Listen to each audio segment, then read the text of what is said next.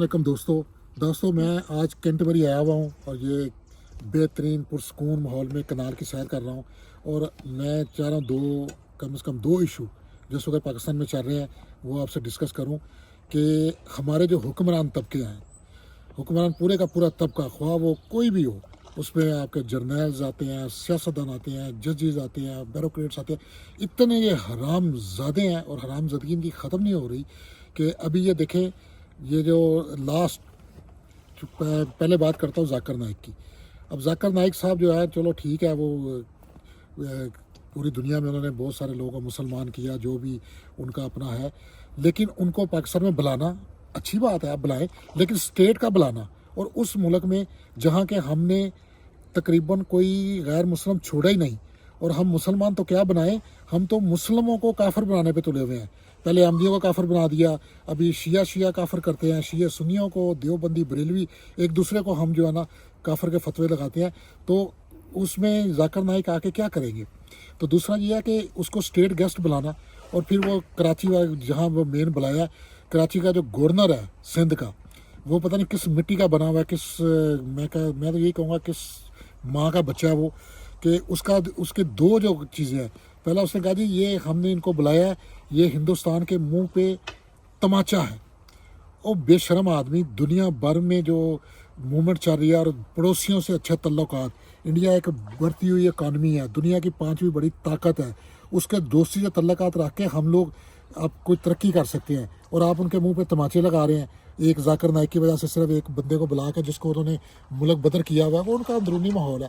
اور پھر کہتے ہیں انڈر کے ایک پنڈت کو کہ آؤ اس سے آ کے یہاں مباصرہ کرو، اگر تم جیت گئے تو میں تمہیں $50 ملین دوں گا. اور کسے چل دی پھر دی عورت دے بچے، آپ کا ملک جو ہے نا 43 ٹائم دنیا میں سب سے زیادہ IMF کے پاس چلا گیا.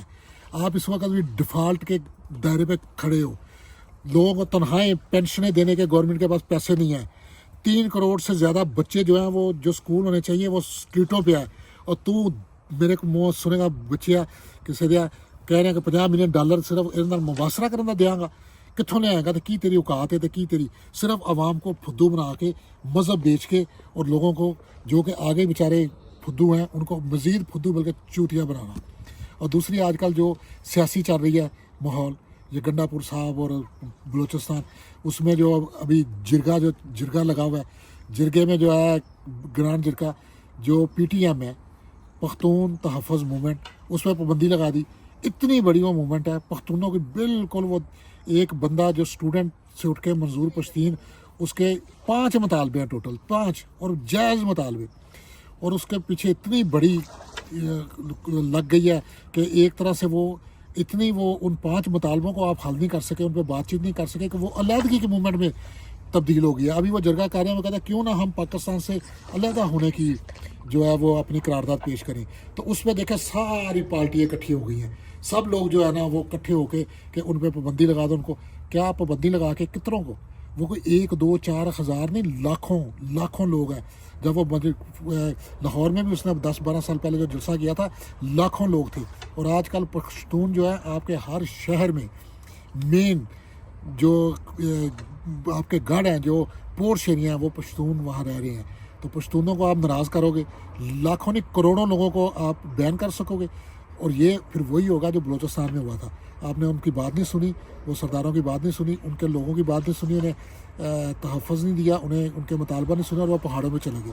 آج وہ ایک علیحدگی کی موومنٹ، اور ڈیلی وہ وہاں چن کے سیکورٹی والے جو پنجاب سے جاتے ہیں ان کو مار رہے ہیں. ابھی آپ بلوچستان کی طرح پٹھانوں کو بھی کریں گے، لیکن یہ پٹھان وہ بلوچی نہیں ہے، ان کے پیچھے اب افغانستان ہے. اور افغانستان جو افغان پختون ہے یا افغانستان ہے، وہ پرانے والا افغانستان نہیں ہے. اس کے پروجیکٹ دیکھیں، وہ آپ سے کہیں آگے نکل گیا. پاکستان سے اس کی اکانومی، اس کا روپیہ کتنا زیادہ اسٹرانگ ہو گیا. اور ذرا گوگل جا کے دیکھیں ان کی جو ملٹری پریڈ ہوئی ہے، ان کی ملٹری دیکھیں، آپ پریشان ہو جائیں گے کہ وہ کتنے ایڈوانس جا رہے ہیں. تو آپ اگر ان پشتونوں کو ناراض کرو گے تو کل کو انہوں نے بیک لے لی افغانوں کی، جو کہ پہلے ہی آپ سے نفرت کرتے ہیں افغان. یہ ابھی 2 مہینے پہلے پورے یورپ، UK سمیت امبیسیوں کے باہر جا کے افغانوں نے احتجاج کیا تھا. امبیسیوں میں پرچم اتارے تھے، پرچم پھاڑے تھے. آخر ناراض ہیں کیوں ہیں؟ ایڈریس کرو، ان چیزوں کو ایڈریس کرو. نہ کہ ان کو بڑکاوا دو اپنی دار روٹی کے لیے. مولوی جو ہے وہ ان کی اپنی دار روٹی چلتی ہے اور فوجیوں کی اپنی دار روٹی چلتی ہے. عوام بیچارے پس رہے ہیں. تو ہوش کے ناخن لو, ڈائلاگ کرو, سب سے ڈائلاگ کرو اور بندے دے پتر بنو. عوام دے حقوق دیو, وہ کوئی بھی ہو. تو آج کے لیے اتنا ہی. Next time, good bye.